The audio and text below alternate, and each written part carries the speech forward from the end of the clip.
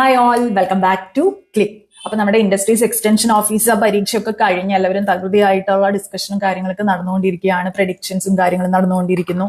നമ്മളും ചെറിയൊരു prediction നടത്തിയിട്ടുണ്ടായിരുന്നു. 45 above ആയിരിക്കും നമുക്ക് കട്ട് ഓഫ് വരിക എന്ന് ഞാൻ പറഞ്ഞിട്ടുണ്ടായിരുന്നു.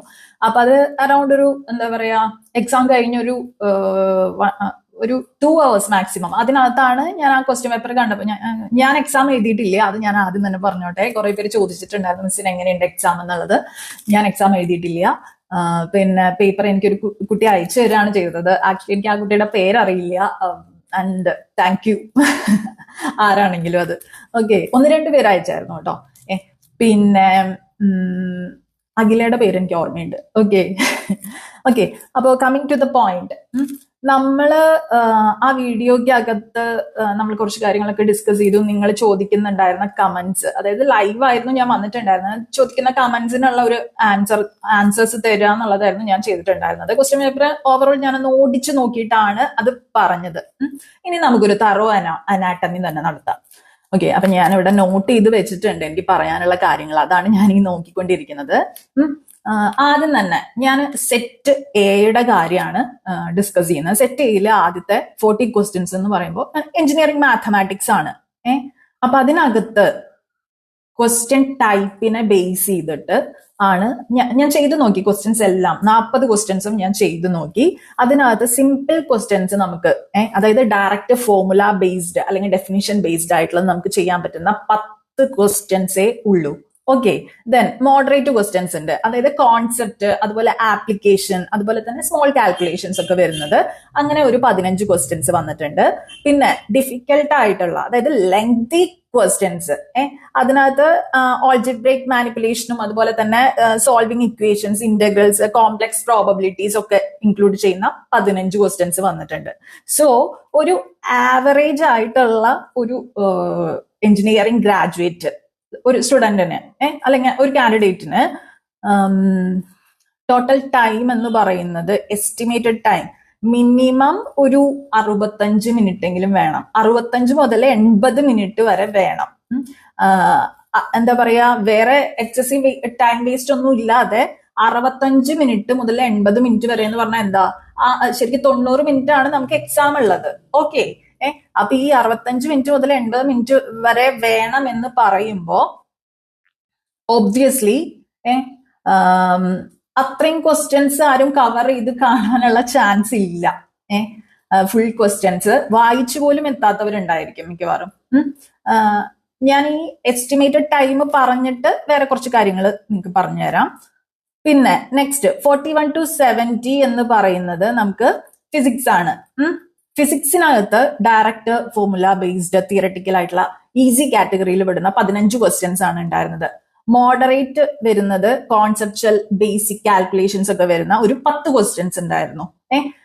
ഇനി ഡിഫിക്കൽട്ട് ആയിട്ടുള്ളത്, അതായത് മൾട്ടി സ്റ്റെപ്പ് ന്യൂമറിക്കൽ വരുന്ന 5 ക്വസ്റ്റ്യൻസ് ആണ് ഉണ്ടായിരുന്നത്. അപ്പോ ഫിസിക്സിന് ഒരു ആവറേജ് പേഴ്സണെ സംബന്ധിച്ചിടത്തോളം ഒരു 35 മിനിറ്റ് മുതൽ 46 മിനിറ്റ് വരെ വേണം ഹാൻഡിൽ ചെയ്യണമെങ്കിൽ, ക്വസ്റ്റ്യൻസ് കൈകാര്യം ചെയ്യണമെങ്കിൽ എല്ലാ ക്വസ്റ്റ്യൻസും. പിന്നെ കെമിസ്ട്രിയുടെ കാര്യം എടുക്കുകയാണെങ്കിൽ, അതായത് 71 മുതൽ 100 വരെ കെമിസ്ട്രി ആണല്ലോ വരുന്നത്. അതിലെ ഈ ഫാക്ട് ബേസ്ഡ് തിയറട്ടിക്കൽ ആയിട്ടുള്ള, അതായത് ഈസി എന്ന കാറ്റഗറിയിൽ വരുന്ന 20 ക്വസ്റ്റ്യൻസ് ഉണ്ട്. ഇനി മോഡറേറ്റ് വരുന്ന ഒരു 7 ക്വസ്റ്റ്യൻസ് ആണ് ഞാൻ കണ്ടത്, അതായത് കോൺസെപ്റ്റിന്റെ ആപ്ലിക്കേഷൻ വരുന്ന 7 ക്വസ്റ്റ്യൻസ്. ഇനി coming to difficult in case multi concept അതുപോലെ ന്യൂമറിക്കലും വരുന്ന 3 ക്വസ്റ്റ്യൻസ് ആണ് കെമിസ്ട്രിക്കകത്ത് കണ്ടത്. ഈ കെമിസ്ട്രി ഇത്രയും എന്താ പറയാ, ഒരു ആവറേജ് പേഴ്സണെ സംബന്ധിച്ചിടത്തോളം ഒരു 20 മുതൽ 29 മിനിറ്റ് വരെ സമയം വേണം. അതായത് നമ്മളിപ്പോ ഫിസിക്സിന് ഒരു അരമണിക്കൂർ കൊടുക്കുകയാണെങ്കിൽ നമുക്ക് അറിയാം 30 ക്വസ്റ്റ്യൻസ് ആണുള്ളത്. അതിനകത്ത് എത്ര ക്വസ്റ്റ്യൻസ് നമുക്ക് അറിയുന്നത് ഉണ്ടാവും എന്നുള്ളത് നിങ്ങൾക്ക് ആലോചിച്ചാൽ തന്നെ അറിയാം. ഇനി രണ്ടാമത്തത് കെമിസ്ട്രിയുടെ കാര്യത്തിലാണെങ്കിലും 30 ക്വസ്റ്റ്യൻസ് ആണുള്ളത്. നിങ്ങൾ ആലോചിച്ച് നോക്കാം, ഈ 30 ക്വസ്റ്റ്യൻസിന് 30 മിനിറ്റ് കൊടുക്കുകയാണെങ്കിൽ ഫസ്റ്റ് 1 hour നമ്മുടെ കഴിഞ്ഞു അതോടുകൂടെ. പിന്നെ ഇത് കഴിഞ്ഞിട്ടാണ് നമുക്ക് മാത്സിന്റെ കാര്യം വരുന്നത്. മാത്സ് ആക്ച്വലി നമ്മൾ പഠിച്ചിട്ടുള്ള കാര്യങ്ങൾ തന്നെയാണ് ചോദിച്ചിട്ടുള്ളത്. പക്ഷെ അതിലൊരു എടുത്തു പറയേണ്ട കാര്യം എന്ന് പറയുന്നത്, മാത്സിനെ സംബന്ധിച്ചിടത്തോളം ഒരു MCQ ബേസ്ഡ് ആയിട്ടുള്ള ക്വസ്റ്റ്യൻസ് അല്ല. ഒരു എന്താ പറയാ, നമ്മളിപ്പോ തിയറി എക്സാംസിനൊക്കെ മാത്സിന്റെ exam, university exams, board exams ഒക്കെ എഴുതുന്ന പോലെയാണ് ക്വസ്റ്റ്യൻസ് ചോദിച്ചിട്ടുള്ളത്. അത് തന്നെ ഞാൻ പറഞ്ഞു. അതുകൊണ്ടാണ് അതിന് ഇത്രയും ടൈം എടുത്തത് എന്ന് പറഞ്ഞു. ഞാൻ ഈ ക്വസ്റ്റ്യൻസിന് ഇത്ര ഡ്യൂറേഷൻസ് വേണ്ടി വരും എന്ന് പറഞ്ഞത്, ഒരു ക്വസ്റ്റ്യൻ ഒരു കുട്ടി വായിച്ച് മനസ്സിലാക്കിയിട്ട് ആ കോൺസെപ്റ്റ് എന്താണെന്നുള്ളത് മനസ്സിലാക്കിയിട്ട് അത് ബബിൾ ചെയ്യാനായിട്ട് എടുക്കുന്നത് വരെയുള്ള സമയം അത് ഉദ്ദേശിച്ചിട്ടാണ് ഞാനൊരു അപ്രോക്സിമേറ്റ് ടൈമിംഗ് പറഞ്ഞിട്ടുള്ളത് ഇപ്പൊ. ഓക്കെ, മാത്സിനെ സംബന്ധിച്ചിടത്തോളം ക്വസ്റ്റ്യൻ വായിച്ച ഉടനെ തന്നെ നമുക്ക് എന്താണ് അതങ്ങ് ആൻസർ ചെയ്യാനൊന്നും പറ്റിയെന്ന് വരില്ല, റീകോൾ ചെയ്യേണ്ടി വരും. നമ്മൾ പഠിച്ചിട്ടുള്ള പല കാര്യങ്ങളും, ആരുടെ ഇങ്ങനെ ഹോൺ അടിക്കണേ, ഓക്കെ. അപ്പൊ നമ്മള് പഠിച്ചിട്ടുള്ള പല കാര്യങ്ങളും റീകോൾ ചെയ്യേണ്ടി വരും. അതിനൊരു ടൈം എടുക്കും. അത് എത്ര ഹൈ IQ ഉള്ള കുട്ടിയാണെന്നും പറഞ്ഞോട്ടെ, എത്ര ഹൈലി സ്കിൽഡ് ആണ്, ഒരുപാട് പ്രാക്ടീസ് ചെയ്തിട്ടുള്ള ആളാണെന്ന് പറഞ്ഞാലും കണ്ട ഉടനെ തന്നെ ഒന്നും ആൻസർ പോയി ബബിൾ ചെയ്യാനായിട്ട് സാധിക്കില്ല. ഒബ്വിയസ്ലി 60 മിനിറ്റ്സ് വേണ്ടി വരും. അപ്പോ നമ്മൾ നേരത്തെ പറഞ്ഞ 30 മിനിറ്റ്സ് ഫിസിക്സിനും 30 മിനിറ്റ്സ് കെമിസ്ട്രിക്കും മാറ്റി വെച്ച് കഴിഞ്ഞാൽ പിന്നെ നമുക്ക് കിട്ടുന്നത് ബാക്കി 30 മിനിറ്റ്സ് ആണ്. ആ 30 മിനിറ്റ്സിൽ നമുക്ക് വേണമെങ്കിൽ, മാത്സ് 40 ക്വസ്റ്റ്യൻ ആണ് ഉള്ളത്, വേണമെങ്കിൽ മാത്രം, സാധിക്കുമെങ്കിൽ മാത്രം 15 മുതൽ 20 ക്വസ്റ്റ്യൻസ് എന്ത് ചെയ്യാം, അറ്റംപ്റ്റ് ചെയ്യാം. ഓക്കെ, ഇപ്പൊ ഫിസിക്സും കെമിസ്ട്രിയും എന്താ പറയാ, ഞാൻ പറയുന്നില്ല നിങ്ങൾക്ക് ഇത്ര ക്വസ്റ്റ്യൻസ് പറ്റുള്ളൂ, ഇത്ര ക്വസ്റ്റ്യൻസേ പറ്റുള്ളൂ അറ്റൻഡ് ചെയ്യാന്നുള്ളത് ഞാൻ പറയുന്നില്ല. നമ്മൾ കവർ ചെയ്തിട്ടുണ്ടായിരുന്ന കണ്ടന്റ്സ് എല്ലാം വന്നിട്ടുണ്ട്. ഞാൻ നിങ്ങളോട് പറഞ്ഞു, ഉറപ്പിച്ച് പറഞ്ഞിട്ടുണ്ടായിരുന്നു 60% അബവ് നമ്മുടെ കണ്ടന്റ്സ് തന്നെയാണ് വന്നിട്ടുള്ളത്. അത് എനിക്ക് ഉറപ്പാണ്. ഡയറക്റ്റ് വന്നിട്ടുള്ള കാര്യങ്ങളെല്ലാം. പിന്നെ 60 അല്ല, ആക്ച്വലി അറൌണ്ട് 90% നമ്മൾ ഡിസ്കസ് ചെയ്യാത്ത ടോപ്പിക്സ് ഇതിനകത്ത് ചോദിച്ചിട്ടില്ല. ഓക്കെ, അപ്പോ I am really GLAAD for that. എല്ലാ ക്വസ്റ്റ്യൻസും നിങ്ങൾക്ക് പരിചയമുള്ള ക്വസ്റ്റ്യൻസ് ആയിരിക്കും. നിങ്ങൾക്ക് റീകോൾ ചെയ്യാനായിട്ടുള്ള ഒരു പ്രയാസം ഉണ്ടായിരുന്നിരിക്കും. അവിടെയാണ് ഞാൻ റിവിഷന്റെ പ്രാധാന്യം പറഞ്ഞിട്ടുണ്ടായിരുന്നത്. പിന്നെ അതുപോലെ തന്നെ മാത്സ് ഒക്കെ പ്രോബ്ലംസ് ചെയ്തു വരുമ്പോൾ it is quite natural that in between എന്താ പറയാ, നമുക്ക് എറേഴ്സ് വന്നേക്കാം ചെയ്യുമ്പോൾ. അപ്പൊ നമുക്ക് അത് നമ്മൾ സ്ട്രൈക്ക് ചെയ്തിട്ട് പിന്നെ നെക്സ്റ്റ് സ്റ്റെപ്പ് നമ്മൾ റീസ്റ്റാർട്ട് ചെയ്യുമല്ലോ ആ പ്രോബ്ലം ചെയ്യുന്നത്. സോ അങ്ങനെയുള്ള പ്രാക്ടിക്കൽ ആയിട്ടുള്ള കാര്യങ്ങളൊക്കെ കൺസിഡർ ചെയ്ത് കഴിഞ്ഞാല് ഇപ്പൊ ഫിസിക്സിനകത്ത് ഞാൻ പറഞ്ഞായിരുന്നു, എന്താ പറയാ, 15 ക്വസ്റ്റ്യൻസ് ആണ് ഭയങ്കര ഈസി ആയിട്ടുള്ളതുള്ളൂ. ബാക്കി 10 ക്വസ്റ്റ്യൻ മോഡറേറ്റും പിന്നെ ഉള്ള ഒരു 5 ക്വസ്റ്റ്യൻ ഡിഫിക്കൽട്ടും ആണ്. അപ്പൊ ഈ ഈസി ക്വസ്റ്റ്യൻസ് 15 എണ്ണം ഒരാള് പിന്നെ 15 എണ്ണം ഒരാൾ അറ്റൻഡ് ചെയ്തെന്ന് വിചാരിക്കുക. 15 ക്വസ്റ്റ്യൻസ് ഈസി ആയിട്ടുള്ളത് ആൻസർ ചെയ്തു. പിന്നെ ആ മോഡറേറ്റ് എന്ന് വേണമെങ്കിൽ ഒരു 5 എണ്ണം കൂടെ എടുത്തു എന്ന് വിചാരിക്കുക. അങ്ങനെയാണെങ്കിൽ ഫിസിക്സില് ഒരാള് 20 ക്വസ്റ്റ്യൻസ് ആവറേജ് അറ്റൻഡ് ചെയ്തിട്ടുണ്ടാവാം. ഇൻ കേസ് ഓഫ് കെമിസ്ട്രിയിൽ കുറച്ചും കൂടി ലിബറൽ ആണ്. അതായത് 20 ക്വസ്റ്റ്യൻസ് ഈസി ആയിട്ട് വരുന്നുണ്ട്, പിന്നെ 7 ക്വസ്റ്റ്യൻസ് മോഡറേറ്റ് വരുന്നത്. സോ കെമിസ്ട്രിയുടെ കേസിൽ എന്ന് പറയുമ്പോൾ 20 ക്വസ്റ്റ്യൻസും നിങ്ങൾക്ക് കിട്ടിയെന്ന് തന്നെ വിചാരിക്കാം. പ്ലസ് ഞാനൊരു 3 മാർക്കും കൂടെ നിങ്ങൾക്ക് ആഡ് ചെയ്ത് തരാണ്. അങ്ങനെയാണെങ്കിൽ 23 മാർക്സ് നിങ്ങൾക്ക് കെമിസ്ട്രിയിൽ സ്കോർ ചെയ്യാം. 23 to 25 എന്നൊക്കെ വേണമെങ്കിൽ പറയാം. ഫിസിക്സിലും അങ്ങനെ സ്കോർ ചെയ്തവരുണ്ടായിരിക്കാം നല്ല രീതിയിൽ. ഇനി കമ്മിങ് ടു മാത്തമാറ്റിക്സിന്റെ കേസിൽ ഞാൻ നിങ്ങളോട് പറഞ്ഞു, ഒരാൾക്ക് ചുരുങ്ങിയത് 60 മുതൽ 80 മിനിറ്റ് വരെ സമയമില്ലാതെ ഈ മാത്സ് മൊത്തത്തില് വായിച്ചെത്താനോ ചെയ്തു തീർക്കാനോ സാധിക്കില്ല. അപ്പൊ ബാക്കി 30 മിനിറ്റ് ഫിസിക്സിനും കെമിസ്ട്രിക്കും കൊടുത്തു കഴിഞ്ഞ ഒരാൾക്ക് മാത്സ് എത്ര എണ്ണം അറ്റൻഡ് ചെയ്യാൻ പറ്റും എന്നാണ് നമുക്ക് പറയാൻ പറ്റും. അതായത് റിമൈനിങ് 30 മിനിറ്റ്സ് ആണ് ഉള്ളത്. ഓക്കെ, മാത്തമാറ്റിക്സിൽ നമ്മൾ പറഞ്ഞു ഒരു 10 ക്വസ്റ്റ്യൻസ് ആണ് ഭയങ്കര ഈസി ആയിട്ടുള്ളത്. ഓക്കെ, അതിന് 10 മാർക്കും കിട്ടിയെന്ന് തന്നെ വിചാരിക്കാം. പിന്നെ മോഡറേറ്റ് ക്വസ്റ്റ്യൻസ് 15 എണ്ണമാണ് ഉള്ളത്. പിന്നെ അപ്പൊ ഈ 10 ക്വസ്റ്റ്യൻസ് ഈസി ആയിട്ടുള്ളത് ചെയ്യാനായിട്ട് നമുക്കൊരു 10 മിനിറ്റ് എടുത്തു എന്ന് വിചാരിക്കാം. മോഡറേറ്റ് ആയിട്ടുള്ള ക്വസ്റ്റ്യൻസ് ആ മോഡറേറ്റ് ആയിട്ടുള്ള ക്വസ്റ്റ്യൻസ് 15 എണ്ണം ഉണ്ട്. അത് ചെയ്യണമെങ്കിൽ എനിക്ക് 22 മിനിറ്റ് തൊട്ട് 30 മിനിറ്റ് വരെ സമയം വേണം. അതായത് 10 + 10 20 ക്വസ്റ്റ്യൻസ് മാത്സിൽ കവർ ചെയ്യാനായിട്ട് പറ്റി എന്ന് പറയാം. അപ്പം അതിന്റെ ഡിഫിക്കൽട്ടി ലെവലും കാര്യങ്ങളും എന്നൊക്കെ പറഞ്ഞാൽ ഡിഫിക്കൽട്ട് അല്ല. അതായത് നമ്മൾ ഗേറ്റിലെ ക്വസ്റ്റ്യൻസ് പോലെയുള്ള അപ്രോച്ചേ അല്ല മാത്തമാറ്റിക്സിൽ ഈ ക്വസ്റ്റ്യൻ പേപ്പറിൽ കാണുന്നത്. അതായത് ഗേറ്റിനകത്ത് എന്ന് പറഞ്ഞാൽ ലോജിക്കലി നമ്മള് വർക്ക്ഔട്ട് ചെയ്യേണ്ടതായിട്ടുണ്ട്. ഇതിനകത്ത് ഡയറക്റ്റ് ആപ്ലിക്കേഷൻ ആണ് വരുന്നത്. മെജോറിറ്റി സിമ്പിൾ ആയിട്ടുള്ള പ്രോപ്പർട്ടീസും അതുപോലെ തന്നെ കോൺസെപ്റ്റ് ആപ്ലിക്കേഷനും വരുന്നുണ്ട് എന്നുള്ളതല്ലാതെ അത് സിമ്പിൾ ആണ് വരുന്നത്. ഇപ്പൊ ഡിഫിക്കൽട്ടി എന്ന് പറയുന്നതിനേക്കാൾ ലെങ്തി ആയിട്ടുള്ള കാൽക്കുലേഷൻസ് ആണ് ഇതിനകത്ത് കൂടുതൽ വരുന്നത് മിക്ക ക്വസ്റ്റ്യൻസിന്. അതുകൊണ്ടാണ് നമ്മൾ പറഞ്ഞത് എന്താ, ഡിഫിക്കൽട്ട് ആയിട്ടുള്ള 15 ക്വസ്റ്റ്യൻസ് മാത്സിൽ വരുന്നുണ്ട് എന്നുള്ളത്. സോ ടോട്ടൽ നമുക്ക് ഞാൻ പറയാണ് 20 ക്വസ്റ്റ്യൻസ് തന്നെ എടുത്തു എന്ന് വിചാരിക്കുക. അപ്പൊ അങ്ങനെയാണെങ്കിൽ 63 ക്വസ്റ്റ്യൻസ് ആണ് എന്താ പറയാ നല്ല രീതിയിൽ പെർഫോം ചെയ്ത ഒരാൾക്ക് പിന്നെ കിട്ടാനായിട്ട് ചാൻസ് ഉള്ളൂ. ഓക്കെ, 63 ക്വസ്റ്റ്യൻസ്, 63 എന്തായാലും കട്ട് ഓഫ് ആവാൻ പോകുന്നില്ല. ഇപ്പൊ നമ്മൾ കുറച്ച് പോളും കാര്യങ്ങളൊക്കെ ചെയ്തിട്ടുണ്ടായിരുന്നു, നമ്മുടെ ടെലഗ്രാം ചാനലിനകത്ത് നടത്തിയിട്ടുണ്ടായിരുന്നു, അതുപോലെ തന്നെ വാട്സപ്പിനകത്ത് നടത്തിയിട്ടുണ്ടായിരുന്നു, നമ്മുടെ ചാനലില് യൂട്യൂബിനകത്തും ഇട്ടിട്ടുണ്ടായിരുന്നു. അതിനെല്ലാം ബേസ് ചെയ്തിട്ടും പ്ലസ് എനിക്ക് പേഴ്സണലി വന്നിട്ടുള്ള മെസ്സേജസും കോൾസും അതിന്റെയും ബേസിസിൽ ഞാൻ പറഞ്ഞത് 45 എബവ് ആയിരിക്കും എന്തായാലും കട്ട് ഓഫ് വരിക. അതിനേക്കാൾ താഴൂല്ല എന്നാണ് എന്റെ ഇപ്പോഴും ഉള്ള എന്റെ വിശ്വാസം. അങ്ങനെയാണ് 45 ആയിരിക്കും, 45ഓ അതിന് മുകളിലോ ആയിരിക്കും കട്ട് ഓഫ് വരിക.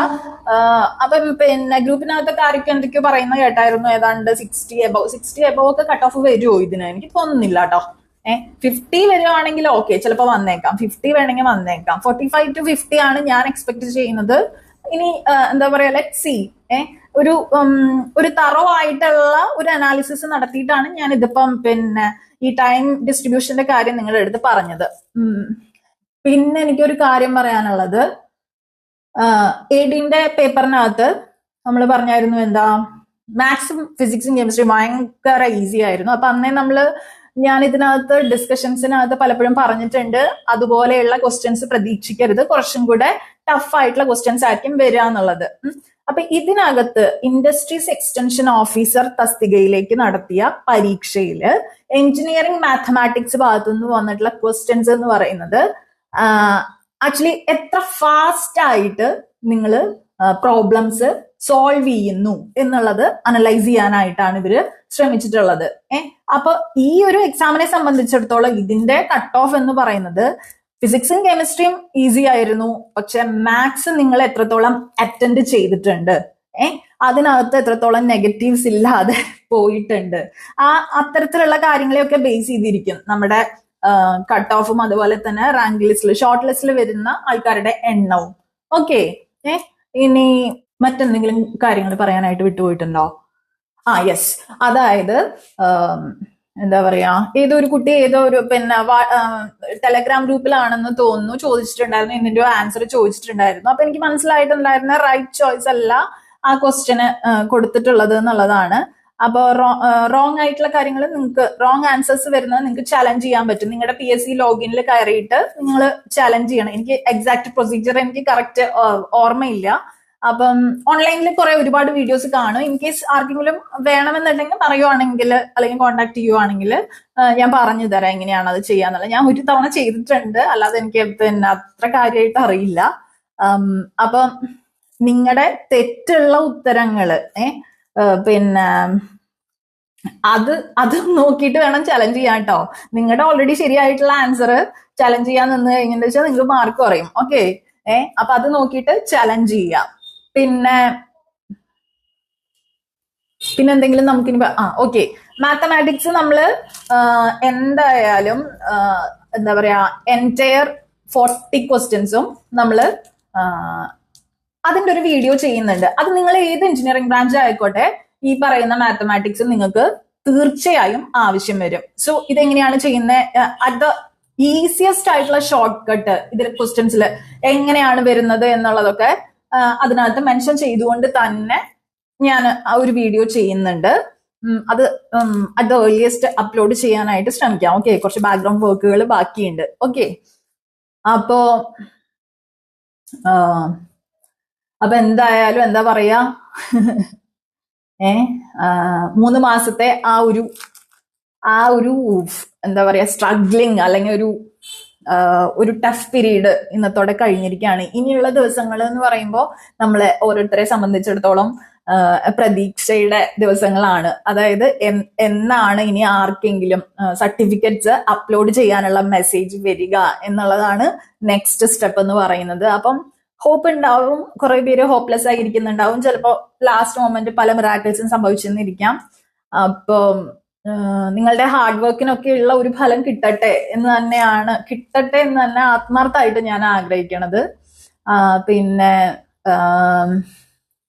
പിന്നെ നമ്മള് എന്താ പറയാ, ഞാൻ കമ്പ്യൂട്ടർ സയൻസ് ആണ് ബേസിക്കലി. അപ്പൊ നമ്മള് കമ്പ്യൂട്ടർ പ്രോഗ്രാമർ ഈ വർഷത്തിലെ ജൂൺ മുതൽ പല ഡിപ്പാർട്ട്മെന്റ്സിലായിട്ട് കമ്പ്യൂട്ടർ പ്രോഗ്രാമറിന്റെ എക്സാംസ് കണ്ടക്ട് ചെയ്യുന്നുണ്ടായിരിക്കും. സോ നമ്മൾ കോഴ്സ് ഓൾറെഡി സ്റ്റാർട്ട് ചെയ്തിട്ടുണ്ട്, കണ്ടന്റ്സ് കുറച്ചൊക്കെ അപ്ലോഡ് ചെയ്തിട്ടുണ്ട്. അതിനകത്തേക്ക് നമുക്ക് ഈ IEOന്റെ എക്സാമിനും ADന്റെ എക്സാമിനും പഠിക്കാനുണ്ടായിരുന്ന എഞ്ചിനീയറിംഗ് മാത്തമാറ്റിക്സിൽ നിന്നും കുറച്ച് കണ്ടന്റ്സ് വരുന്നുണ്ട്. സോ നമ്മൾ പഠിക്കുന്നതൊന്നും വേസ്റ്റ് ആയി പോകുന്നില്ല. ഓക്കെ. പിന്നെ ലെക്ചർ പോളി ഇലക്ട്രോണിക്സ് അങ്ങോട്ട് വിളിക്കുന്നില്ലേ, അപ്പൊ അവർക്ക് കാണും, എഞ്ചിനീയറിംഗ് മാത്തമാറ്റിക്സ് കാണുമായിരിക്കും എന്തായാലും. അപ്പൊ പഠിച്ചതൊന്നും വിഫലമായിട്ട് പോകൂല എന്ന് വിചാരിക്കാം നമുക്ക്. ഓക്കെ. ഇനി ഇതുപോലെ എന്തെങ്കിലും പോസ്റ്റ് സെയിം സിലബസുമായിട്ട് ഉണ്ടോ മിസ്സേ എന്ന് ചോദിച്ചിട്ട് കുറെ പേര് മെസ്സേജ് ചെയ്തിരുന്നു. To be frank, I really don't know. Okay. ആർക്കെങ്കിലും അത് അറിയുമെങ്കിൽ please do comment in the comment section. അപ്പൊ അങ്ങനെയാണെങ്കിൽ പ്രിപ്പയർ ചെയ്യാൻ വേണ്ടിയിട്ടായിരിക്കും കുട്ടികൾക്ക്. അപ്പൊ അതൊരു നല്ല കാര്യമായിരിക്കും എന്തായാലും ചെയ്യുവാണെങ്കിൽ. പിന്നെ അപ്പൊ കമ്പ്യൂട്ടർ പ്രോഗ്രാമറിന്റെ കോഴ്സിൽ ജോയിൻ ചെയ്യാനായിട്ട് താല്പര്യമുള്ളവർക്ക്, ഒരു ഗൈഡഡ് ആയിട്ടുള്ള ഒരു അപ്രോച്ച് വേണം എന്നുള്ളവർക്ക് വീഡിയോസ് നമ്മൾ എന്തായാലും ഫ്രീലി യൂട്യൂബിൽ അവൈലബിൾ ആയിരിക്കും. But in case of study materials it will be kind of paid. Okay. പക്ഷെ ഞാൻ എത്ര പേയ്മെന്റ് വാങ്ങിക്കുന്നുള്ളത് നിങ്ങൾക്ക് എല്ലാവർക്കും അറിയാം. സോ ഒരു ജെന്യൂൻ ആയിട്ടുള്ള എമൗണ്ട് തന്നെയാണ് വരുള്ളൂ മെറ്റീരിയൽസിന്. ഓക്കെ. അപ്പോ please do join the course. അപ്പോ signing off your study partner click. So as usual, focus on what really matters.